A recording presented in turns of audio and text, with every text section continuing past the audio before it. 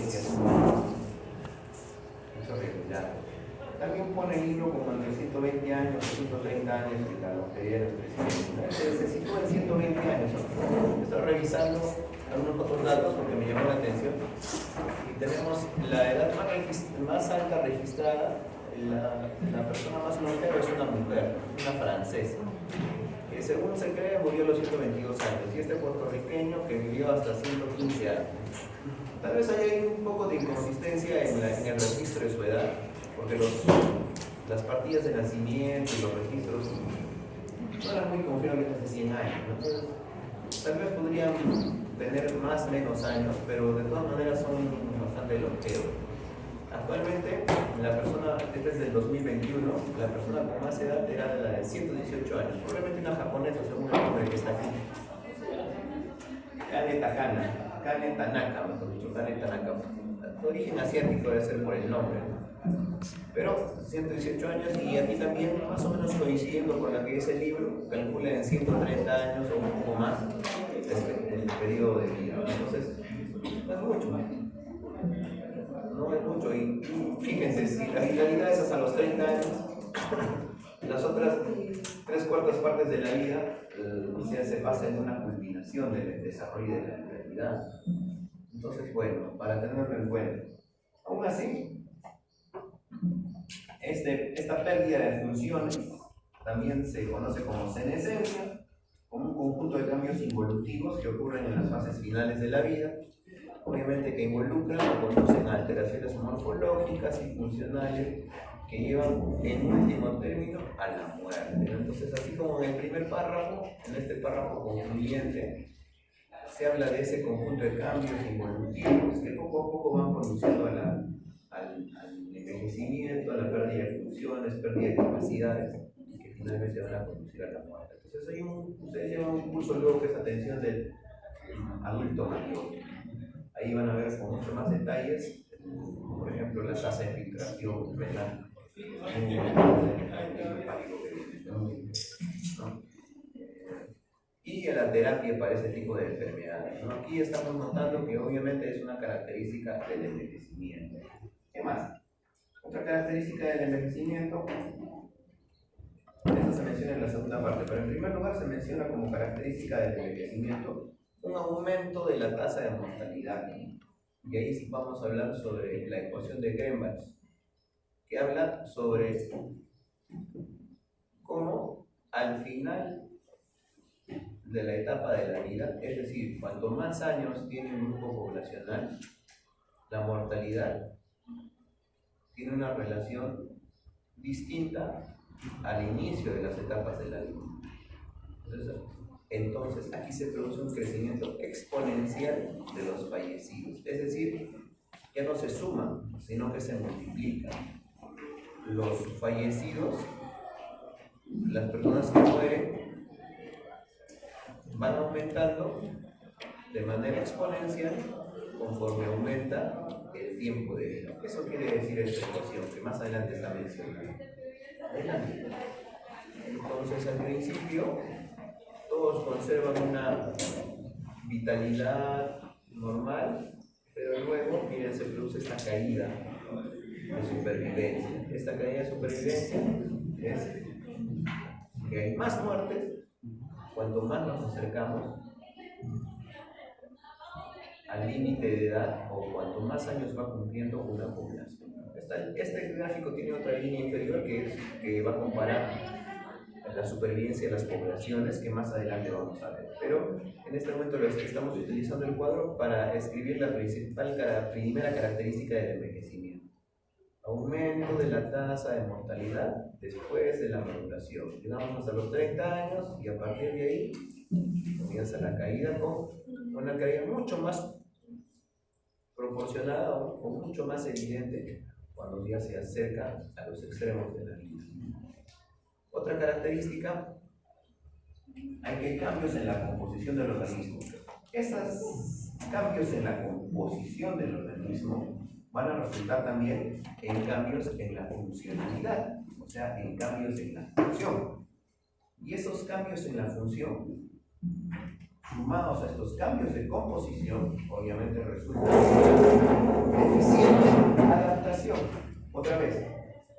cambios en la composición tienen como consecuencia cambios en la función, y estos cambios de composición y cambios de función llevan luego a una deficiente capacidad de adaptación, ¿no? Como resultado del envejecimiento. ¿Qué sucede? Menciona algunos ejemplitos del capítulo.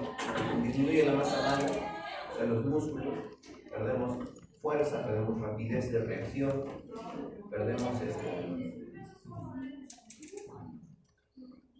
energía, aumenta la grasa en el organismo, se acumulan depósitos de grasa. A partir de 40 45 años, por ejemplo, es difícil disminuir los niveles de triglicéridos. Más aún cuando no hay una buena dieta, y los niveles de triglicéridos junto con el colesterol se relacionan con enfermedades cardíacas, por ejemplo, con cardiovasculares, ¿verdad? Este aumento de la grasa en el organismo también condiciona este aumento de la lipofucsina. La lipofucsina, que es un pigmento formado por la acumulación de residuos lipídicos y proteicos, que van a condicionar el acúmulo de radicales libres y con eso también envejecimiento. Hay aumento del entrecruzamiento de las matrices de otras moléculas, ¿no? Como por ejemplo el colágeno. ¿Qué sucede? Cuando el colágeno tiene un aumento del entrecruzamiento de sus fibras, de sus matrices, pierde su elasticidad. O pierde su elasticidad, dijimos, cambios en la composición, cambios en el funcionamiento, dificultad de adaptación. Por ejemplo, las articulaciones, ¿no? Las articulaciones de las personas mayores siempre van a venir por dolores, los abuelitos en consultorio, ¿no? Y tratamiento sintomático. Algunos de ellos ya no pueden vivir sin sus analgésicos para el dolor de las articulaciones. Y también una disminución de la actividad de las que tienden a la reducción de las especies moleculares derivadas a los radicales libres, por ejemplo la glutatión reductasa y la glucosa 6-fosfato deshidrogenasa. Esta es una teoría que el libro menciona como la más estudiada o la más evidente para el envejecimiento. Cuando disminuye la actividad de estas enzimas que trabajan en la reducción de especies moleculares de radicales libres, pues también se produce el envejecimiento. Y estas pueden ser utilizadas como biomarcadores después. Hay un cuadro, por ejemplo, al ver estas enzimas o la actividad de estas enzimas contra los radicales libres en estos mamíferos de experimentación, como son los ratones. Miren cómo conforme avanza su tiempo de vida, estas disminuyen, están muy disminuidas. Y eso podría ser utilizado como biomarcador. Más adelante, en la parte de conclusión del capítulo, el autor propone criterios para buscar biomarcadores de la vejez. Y esto es interesante porque si tú con un análisis de laboratorio podrías predecir que alguien está envejeciendo, podrías aplicarle rápidamente terapias para contrarrestar ese fenómeno.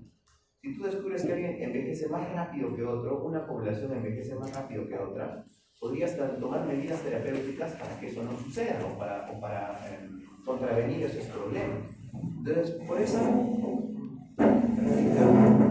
la importancia de los biomarcadores. Y aquí me acuerdo del doctor Joshua Rojas, que es un apasionado en la búsqueda de biomarcadores. Él ha publicado un artículo sobre un biomarcador para patología cardiovascular o para infarto de miocardio, si no me equivoco, un artículo que llegó a publicarse y es un aporte a la ciencia mundial. Interesante. Por su formación en bioquímica, entonces él tiene esa ventaja y ha podido poner en práctica todos sus conocimientos y hacer ese aporte a la ciencia. Como me gustaría que en algunos años sus compañeros que van a venir después de ustedes puedan leer el artículo de uno de ustedes, artículos publicados. Entonces yo les diré, este artículo fue publicado por su compañero que años atrás estaba estudiando. ¿Dónde estará ahorita trabajando, estudiando? ¿Qué será de André? ¿Dónde estará André? Él publicó este artículo. Así sus compañeros dirán, ah, sí, que también fue alumno acá. Por supuesto, fue alumno acá. Interesante para un aporte. Que el Señor pueda bendecir sus esfuerzos apreciados. Otra característica del envejecimiento por ejemplo, es que existen cambios funcionales. Ya dijimos, cambios en la composición de los órganos que generan cambios funcionales. Y estos cambios funcionales obviamente nos hacen perder la capacidad homeostática. El libro pone, por ejemplo, la glucosa, el índice de filtración de la creatinina, la velocidad o la velocidad de conducción nerviosa, como estos ejemplos. Si bien la glucosa se mantiene en diferentes épocas de la vida, ¿verdad? No se altera ese valor de 100 a 100, de 70 a 110, pero la capacidad de un organismo para reponerse ante una cantidad alta de glucosa disminuye. ¿A qué me refiero? Entonces, si bien el valor del glucosa 70 a 110 se mantiene a lo largo de la vida, pero si tú le añades la prueba de tolerancia a la glucosa, por ejemplo, le añades un consumo alto de azúcar, entonces para que este azúcar vuelva a su nivel normal, toma más tiempo conforme vaya avanzando la vida, ¿no? Conforme el paciente sea más anciano. No ocurre en todas las funciones así. Por ejemplo, en el aclaramiento de la creatinina se evidencia una disminución notable. ¿Qué más? En la velocidad de conducción nerviosa también se evidencia cómo disminuye comparado a los 15 años, que se considera que es, en este caso, la etapa más alta de mejor respuesta o de mejor adaptación. Y así también la velocidad de la conducción nerviosa o la capacidad vital va disminuyendo. Entonces, el sistema respiratorio, sistema nervioso, sistema excretor van disminuyendo su funcionalidad. Y esto conduce obviamente a la pérdida de la capacidad homeostática, que es otra manera de definir también el envejecimiento. Entonces, estamos notando estas características del envejecimiento. Y en cuarto lugar, mayor susceptibilidad del organismo a enfermedades de varios tipos. Obviamente, si está alterado el contenido, si está alterada la función, si está alterada la capacidad del equilibrio, obviamente uno está más susceptible a problemas ambientales, infecciones, intoxicaciones, etc. Aquí, sobre todo, se llama la atención al marcado deterioro del sistema inmunológico, que si bien mantiene una respuesta todavía adecuada contra antígenos exógenos, antiinfecciones, de problemas del ambiente, pero se produce un mayor desequilibrio en problemas o en respuesta a endógenos, lo que en consecuencia aumenta las enfermedades autoinmunitarias. Ese desorden te permite defenderte contra lo extraño, pero contra lo propio no, de tal forma que esa respuesta puede ser exagerada y puede conducir a enfermedades autoinmunitarias. ¿No? Y aquí una primera cita sobre el intento de buscar solución a estos problemas. Más adelante menciona otras cosas, pero por lo menos aquí ya sugiere que se ha demostrado que el sistema inmunológico puede mejorar con la administración de antioxidantes, entre ellos también vitaminas C y vitamina E. Entonces, porque recuérdense que una característica era la disminución de estas enzimas que controlaban los radicales libres. Y se propone aquí, para el sistema inmunitario sobre todo, la administración de antioxidantes en las vitaminas C y D. Con una buena dieta podemos garantizar esta provisión adecuada, ¿no? Y también en poblaciones que viven en lugares distantes, donde no hay acceso a vegetales, frutas frescas, podrían tener pues también esta deficiencia, lo que puede contribuir a un envejecimiento de todo el grupo poblacional más evidente. Entonces, envejecimiento y muerte celular. Aquí, luego hay un subtítulo que divide los diferentes fenómenos en las células de un organismo en envejecimiento con un organismo que sufre agresión. Entonces, normalmente las células que sufren agresión por enfermedades, por infecciones, por traumas, sufren un proceso de necrosis. En este caso, una necrosis condiciona Cambios no tan evidentes en el núcleo, pero sí en los órganos, principalmente las mitocondrias, también alteraciones en la membrana celular. Estas alteraciones en la membrana celular son vitales para la célula, porque al alterar la permeabilidad a diferentes sustancias, pueden conducir obviamente a fallas de la función y finalmente a la muerte. Se rompe la membrana celular y prácticamente se extingue la célula. No hay manera de cómo remediar las alteraciones que van a ocurrir en la membrana celular. Finalmente, otra característica de este tipo de lesión es que hay necrosis o muerte celular alrededor de en las células contiguas. Es decir, si hay una espina, hay una astilla, hay un punto de lesión, todo alrededor se va necrosando, ¿verdad? Va muriendo. Pero en cambio, esta muerte programada es distinta, que primero ocasiona cambios mucho más evidentes que en la necrosis, una condensación en el núcleo. Entonces, luego los orgánulos se organizan en pequeños fragmentos apoptóticos o cuerpos apoptóticos, ¿no?, de organelas, que están aparentemente intactas. Esos fragmentos luego son fagocitados para así terminar con la vida o con la evidencia de esa célula.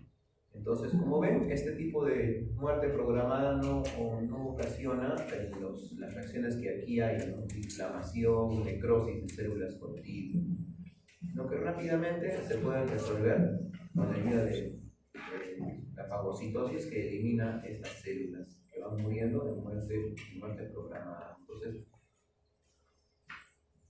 esa es la manera como el libro menciona o propone que se está desarrollando esta muerte celular o esta alteración en la función de los órganos y tejidos. Aquí vamos a recordar, sí, este cuadro de la curva que hemos mencionado.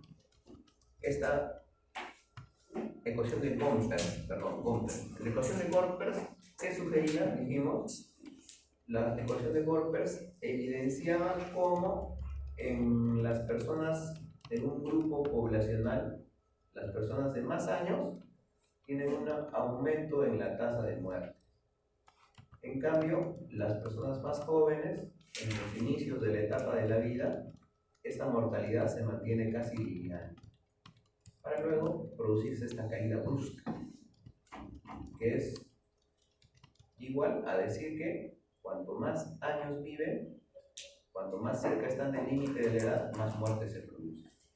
Obviamente que es distinta en poblaciones que no han tenido pues unas condiciones de vida tan buenas, ¿no?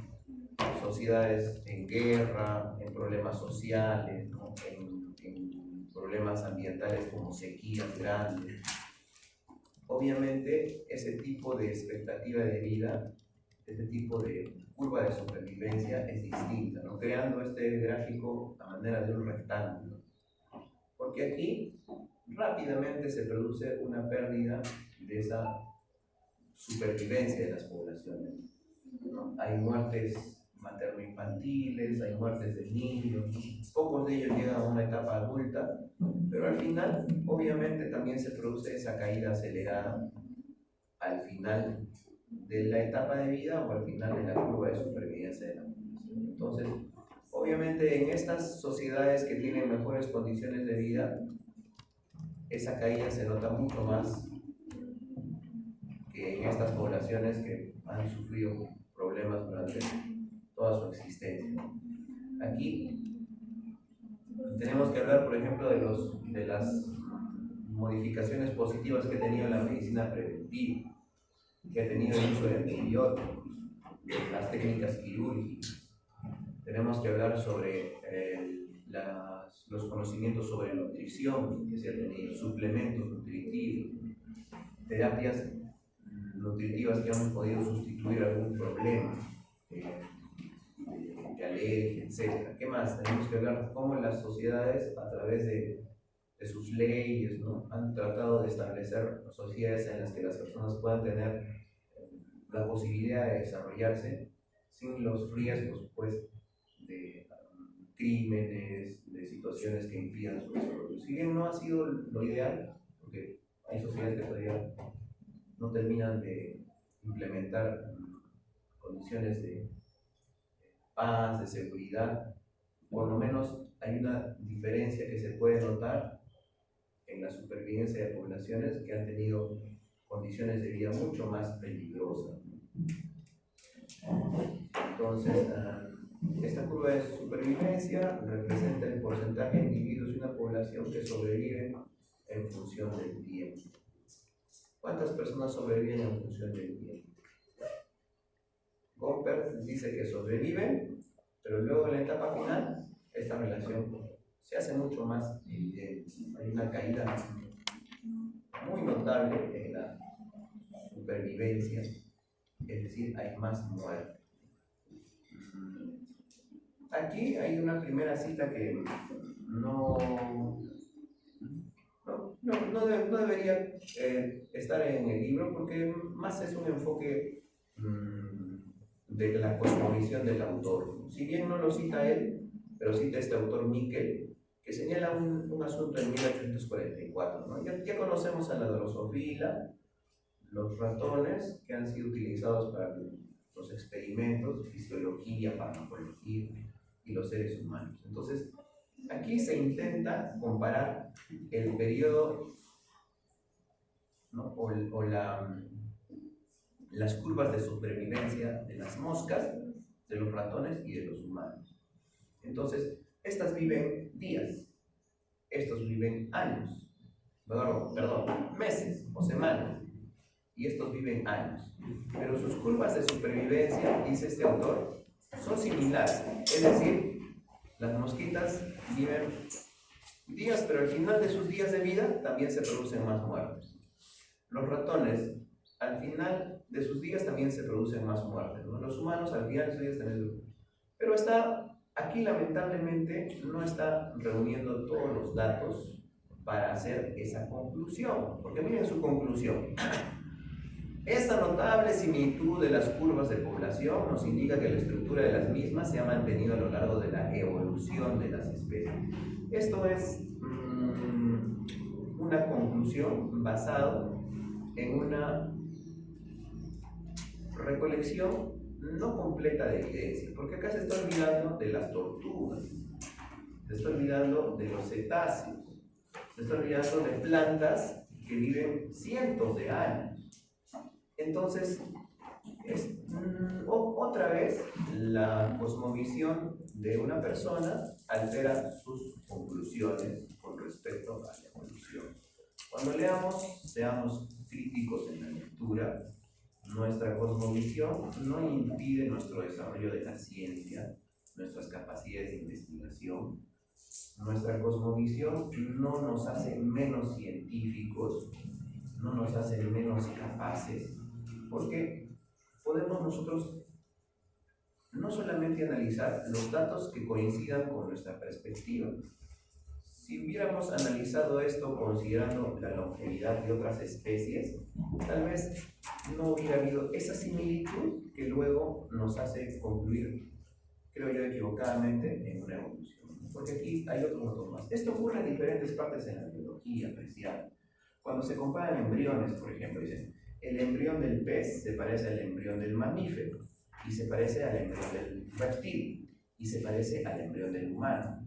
Entonces, como los embriones se parecen, eso es una evidencia de que en algún momento de la evolución éramos iguales. Esa es una conclusión también inexacta. Otros dicen, la capacidad del volumen del cráneo. La capacidad del volumen del cráneo ha evolucionado, porque los primates tienen una capacidad cefálica pequeña, pero después los demás fueron evolucionando y el tamaño de su cráneo fue aumentando, ¿no? Entonces, de esa forma notamos una evolución en el tamaño del cráneo hasta los seres humanos que tenemos una capacidad más grande, ¿no? Pero eso es un error, porque los elefantes que tienen un cerebro, un cráneo grande, serían más inteligentes, pero no son más inteligentes que un cuervo o que un loro, ¿no? Ni tampoco más inteligentes que un mamífero, ¿no? Un perro o un delfín podrían ser más inteligentes que un elefante, que un hipopótamo. Entonces, no siempre esa capacidad craneal está relacionada con la inteligencia. ¿Me dejo entender? Entonces, son datos que realmente nosotros, obviamente, con una mirada crítica podemos no estar de acuerdo, ¿no? Porque nos parece que faltan recolectar más datos de otras especies que nos permitan tener conclusiones diferentes. ¿Ya? Entonces aquí le vamos a poner un signo de interrogación. Duración de la vida. Entonces aquí sí estamos más de acuerdo, ¿no? Porque son datos que se pueden constatar. La longevidad máxima o menor, o mejor, el potencial de longevidad máxima está relacionado con la naturaleza de la información genética codificada para cada especie. Aquí sí, obviamente, estamos más de acuerdo. Entonces, los seres humanos tienen genéticamente programada esta duración máxima de la vida, como lo tienen los reptiles, como lo tienen los mamíferos, etc. Entonces, obviamente, una de estas teorías para el envejecimiento más aceptadas y fecundas es la de los radicales libres.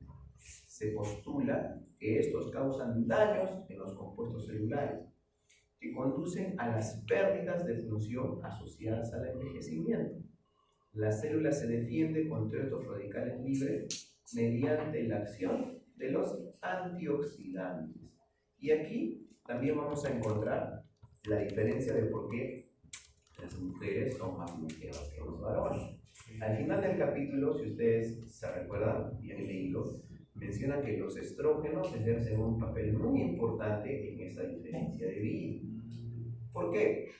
Porque mejoran la disponibilidad de estas moléculas que pueden contener la acción de los radicales libres.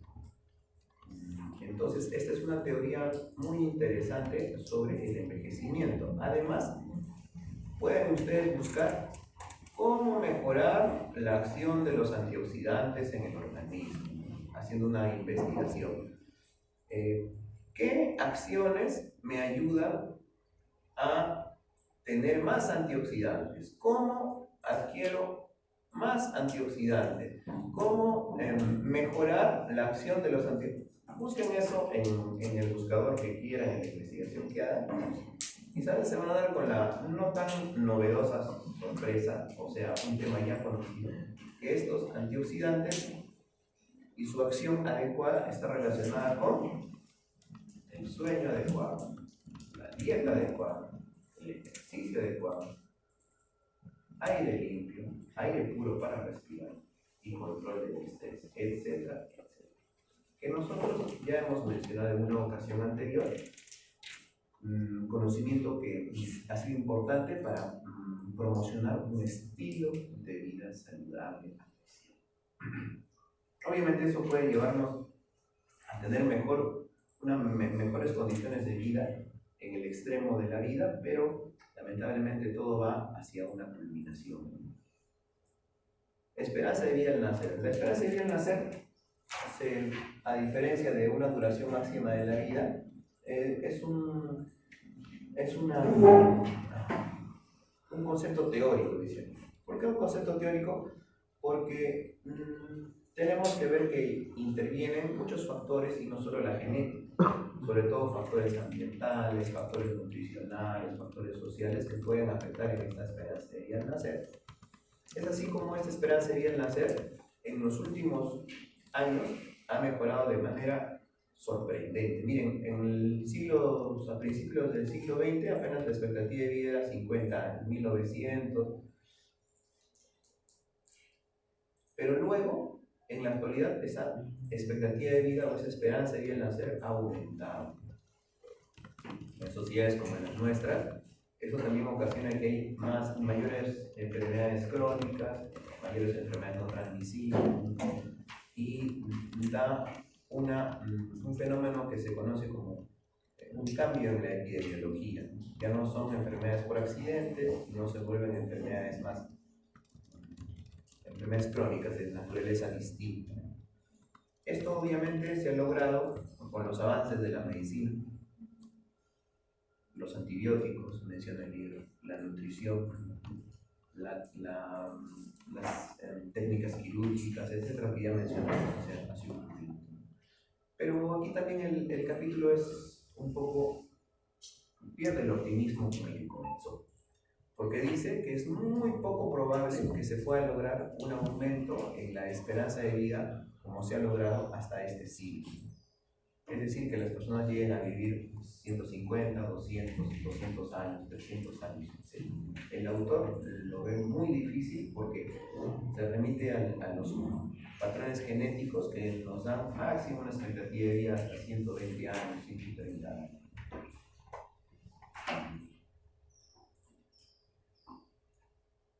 Luego, aquí sí hablamos sobre los biomarcadores, ya para terminar, biomarcadores del envejecimiento. Como les mencioné hace un momento, el capítulo aborda 4 criterios de cómo buscar un biomarcador para la vejez, para el envejecimiento. Dice que sería muy interesante tenerlo, que hasta ahora no se ha logrado un biomarcador adecuado. Recordemos que estos biomarcadores podrían estar en la disminución de los antioxidantes en el organismo. Estas enzimas, estas sustancias que controlan las moléculas de radicales libres, ¿no? Tal vez esa disminución, como vemos aquí, podría ser utilizada como un biomarcador. Este libro, la edición del libro, tal vez no ha contemplado que ya hay alguna evidencia de un biomarcador para la vejez, ¿no? Obviamente propone sus 4 puntos de cuál sería un biomarcador adecuado. Finalmente, dice que un biomarcador es un parámetro, un grupo de parámetros que permite una edad real, una edad biológica real, no solamente una edad cronológica. Porque alguien puede tener 2 años, pero puede estar biológicamente más joven, ¿no? O ser de 35 años, pero tener la apariencia física y la salud de una persona de 50. Obviamente eso puede estar influenciado por las condiciones del ambiente, el uso de toxinas, la mala dieta, el mal sueño, etc. La determinación de la edad biológica de un individuo es multifactorial y requiere no solo una prueba, sino muchas. Algunas de ellas, ¿cuáles pueden ser de esas pruebas que pueden ser usadas como biomarcadores? Marcadores antropométricos relacionados al índice de masa corporal. Conforme avanza la edad, el índice de masa corporal se puede reducir y eso podría ser utilizado como un biomarcador. Marcadores psicológicos, como la capacidad de reaccionar a estímulos, la capacidad de resolver problemas matemáticos. Cuando ustedes hagan test de psiquiátrico para sus pacientes ancianos, hay preguntas que dicen: ¿cómo se llama el presidente anterior? ¿Qué fecha está? Entonces ahí están preguntando, están intentando establecer un biomarcador psicológico para considerar que esa persona ya ha perdido sus capacidades de razonamiento y la están considerando ya perdiendo esas capacidades conforme va envejeciendo. Otras, capacidad vital, ¿no? O marcadores bioquímicos como la tasa de colesterol HDL, que puede disminuir, o en los triglicéridos, que son difíciles de controlar arriba de los 40 años, ¿no? Cuando vayan a casa, no es mala idea que le sugieran a sus parientes, familiares mayores de 40 años que sea un examen de perfil lipídico, ¿no? Colesterol HDL, LDL, triglicéridos. Entonces, eso podría darnos una primera aproximación a malestares cardiovasculares que a veces no se tienen en cuenta. Y tal como se ha demostrado, el nivel de glutatión en la sangre. Este glutatión está relacionado justamente con estas enzimas, con estas sustancias que trabajan contra los radicales. Y aquí ya hay una aproximación sobre usar estos antioxidantes para controlar o para usarlos como biomarcador. Por último, vemos esto que se resuelve aquí abajo, preguntando por qué las mujeres viven más que los varones. Entonces, en el razonamiento está la respuesta. Dice: las mitocondrias aisladas de estos mamíferos hembras producen aproximadamente la mitad de peróxidos en comparación que las mitocondrias de sus congéneres machos. Aquí ya tenemos que apenas se producen la mitad de estas moléculas, familias de radicales que pueden tener radicales libres, comparado a los de los machos. ¿Qué sucedió? Cuando se hacía una ovariectomía en estos mamíferos hembras, como resultado daba esta misma tasa de producción de peróxidos. Bien, pero ¿qué se hizo a continuación? Se utilizó terapia sustitutiva con estrógenos, porque estos estrógenos ya no estaban posibles por la ovariectomía. Y cuando se hizo esta terapia sustitutiva con los estrógenos, ¿qué pasó?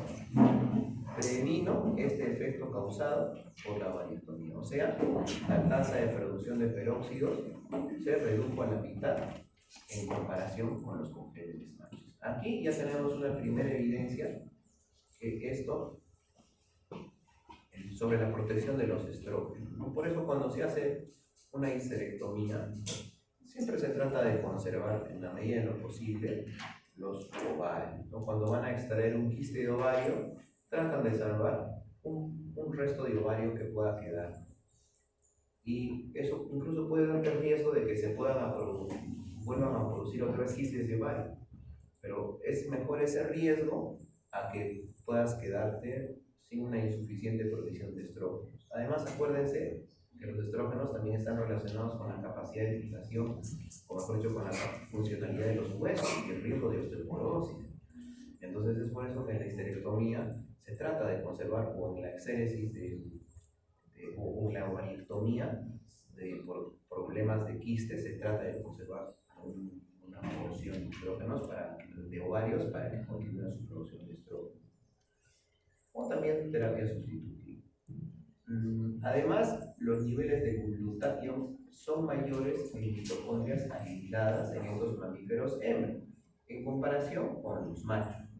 Entonces, también estas enzimas o estas sustancias antioxidantes están en mucha más proporción. Entonces, por dos cosas. Uno, menos niveles de peróxidos y mayores niveles de antioxidantes, ¿no?, que permiten esta sobrevivencia o esta longevidad superior de las mujeres con respecto a los hombres. Porque son datos en la biología, ¿no?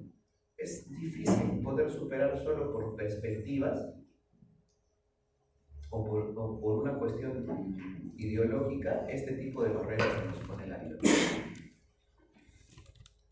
Todas las diferencias se deben a una mayor expresión de las enzimas antioxidantes, glutatión peroxidasa y superóxido glutasa en estos mamíferos hembras, respecto a los machos, ¿no? Las hembras se comportan con dobles transgénicos por sus cromosomas XX, ¿no?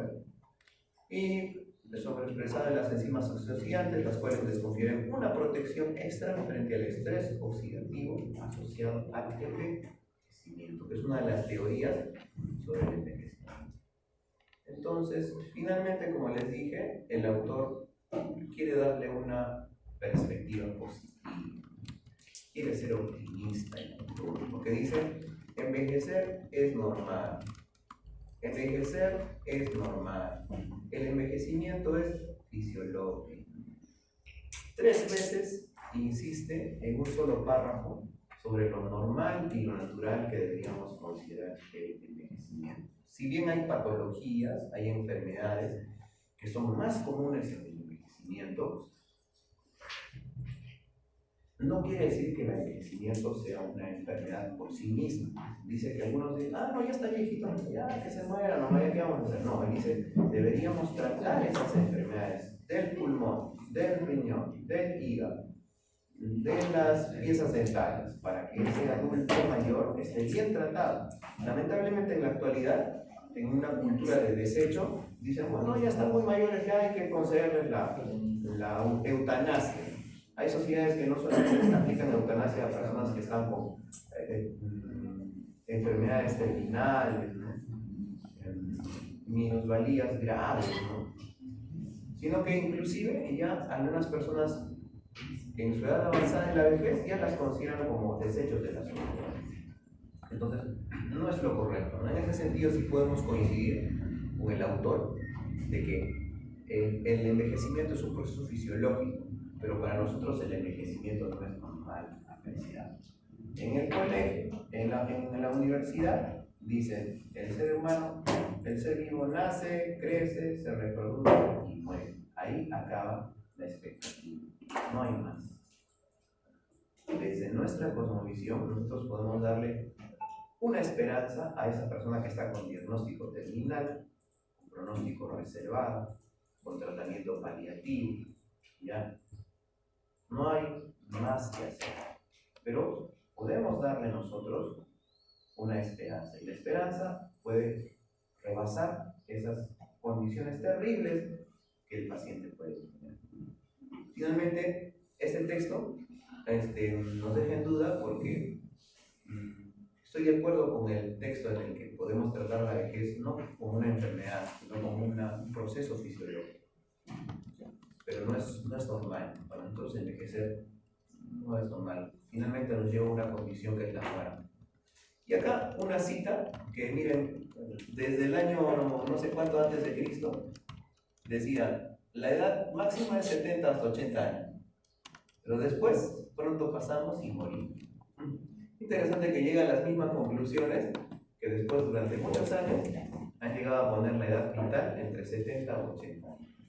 Entonces, parece que este es un libro importante para leer. Espero que ustedes puedan también tener una meditación cada día, ¿no? Para encontrar sabiduría en este texto que parece también muy interesante en sus afirmaciones.